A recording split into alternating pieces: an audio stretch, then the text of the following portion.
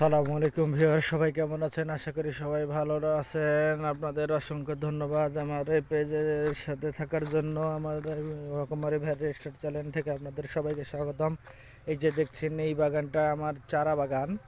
এই যে বড় বাগানের পাশেই আমার এই চারা বাগানটি। এই বাগানে 22টা আমের গাছ আছে। এই গাছগুলো কিছু খেসা আছে, কিছু আম্রপালি আছে, কিছু ন্যাংরা আছে, গোপাল আছে, আশিনা আছে। তাই এই যে দেখেন, এইখানে প্লট আকারে এই বাগানের জমিগুলো বিক্রি করা হচ্ছে। এই জমির মালিক যিনি, ওনার টাকার দরকার, সেই জন্য উনি এই জমিটা 15 কাঠা জমি প্লট তৈরি করে বিভিন্ন দামে বিক্রি করছে। জমিটা হচ্ছে রাস্তার পাশে। রাস্তা 40 ফিট রাস্তা, সামনে রাস্তা, পাকা রাস্তা 40 ফিট মেন রাস্তা, তার পাশেই জমিটা 15 কাঠা জমি। তাই কেউ যদি নিতে চান, প্লট বিক্রি হচ্ছে, কেউ যদি নিতে চান যোগাযোগ করেন। তাহলে চেষ্টা করব মালিকের কাছ থেকে কিনে নিয়ে দেওয়ার। কোনো সমস্যা নাই, নাহলে যোগাযোগ করাই দেব। আপনারা যদি কেউ নিতে চান প্লট, তাহলে যোগাযোগ করেন, তাহলে অবশ্যই প্লট নেওয়া যাবে।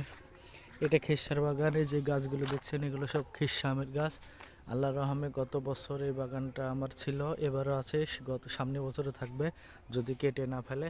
তো এই যে গত বছর হালকা আম ছিল। এই মোটামুটি 1 2 3 4 5টা গাছে, 5টা আম্রপালি গাছে শুধু আম ছিল। 5টা গাছে আল্লাহর রহমে অনেক কোটিকের আম বেচা হয়েছে, খাওয়া হয়েছে। এই যে ন্যাংরার গাছগুলোতে আম ছিল না, আল্লাহর রহমে এবার ন্যাংরার ডালগুলো ফাটা দেখা যাচ্ছে, মাথাগুলো ফাটা দেখা যাচ্ছে। মনে হয় এবার মোল আসবে। তাই যদি মোল আসে তাহলে আশা করা যায় আমও আসবে।